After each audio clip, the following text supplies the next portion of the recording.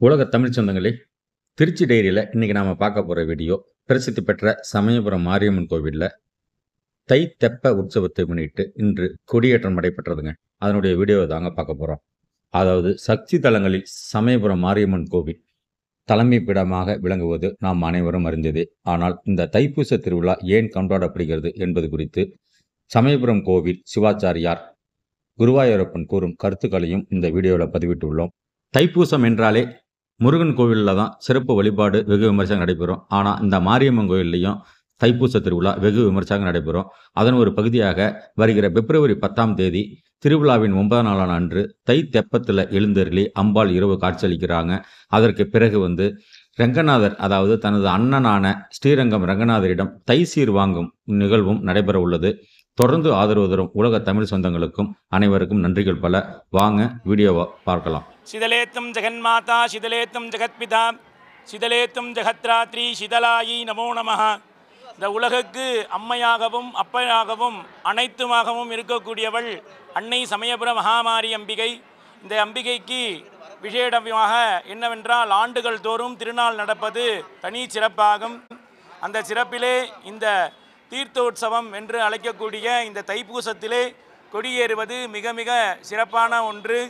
ஏனென்றால் அம்பிகை அன்றுதான் அந்த தைப்பூசத்தன்று பிறந்த இடமாக இருக்கக்கூடிய ஸ்ரீரங்கத்திற்கு சென்று அண்ணனிடம் சீர் வாங்குவது தனி சிறப்பாகும். அதன் தொன்னமாக நேற்று சிவாகம முறைப்படி நேற்று சாயரக்ஷை சரியாக ஒரு 5:30 மணி அளவிலே விக்னேஸ்வர பூஜைகள் தொடங்கி அந்த பத்திரிகையில் குறித்த வண்ணமாக அனைத்து பூஜைகளும் செய்யப்பட்டு காலையில் சரியாக 5:30 மணிகள் முதல் 7:30 மணிக்குள் துஜாரோகணம் என்று சொல்லக்கூடிய கொடியேற்றம் சிறப்பாக நடைபெறுந்தது. இதனைத் தொடர்ந்து இன்று சாயரக்ஷை அம்பிகை கேடயத்திலும், நாளை சிம்ம வாகனத்திலும், அதனைத் தொடர்ந்து பூத வாகனத்திலும், அதனைத் தொடர்ந்து அன்ன வாகனத்திலும், அதனைத் தொடர்ந்து ரிஷப வாகனத்திலும், அதனைத் தொடர்ந்து யானை வாகனத்திலும், அதனைத் தொடர்ந்து சர்ப்ப வாகனத்திலும், அதனைத் தொடர்ந்து 8ஆம் திருநாளாக குதிரை வாகனத்திலும் பெறப்படுவது. அதனை அடுத்து 9ஆம் திருநாளாக இங்கு தெப்பம் உற்சவம் நடப்பது தனி சிறப்பாகும். அதனைத் தொடர்ந்து 10ஆம் தினம் அம்பிகை சரியாக தைப்பூசத்தன்று காலை அம்பிகை கண்ணாடி பல்லாக்கிலே வருவது ஒரு தனி சிறப்பாகும். அந்த பல்லாக்கிலே அம்பிகை பவனி வருவதை பார்ப்பதற்கு கோடான கோடி பக்தர்கள் அம்பிகையை பார்ப்பது ஒரு தனி சிறப்பாகும். இதனைத் தொடர்ந்து கொள்ளடக்கரைக்கு சரியாக சென்று 5:30 மணி அளவிலே தீர்த்தவாரி நடைபெறும். தீர்த்தவாரி நடைபெற்றதும் இரவு 10 மணி முதல் 12 மணிக்குள் ரங்கநாத சுவாமியிடம் இருந்து விசேடமாக சீர்களெல்லாம் வருவது என்பது தனி சிறப்பாகும்.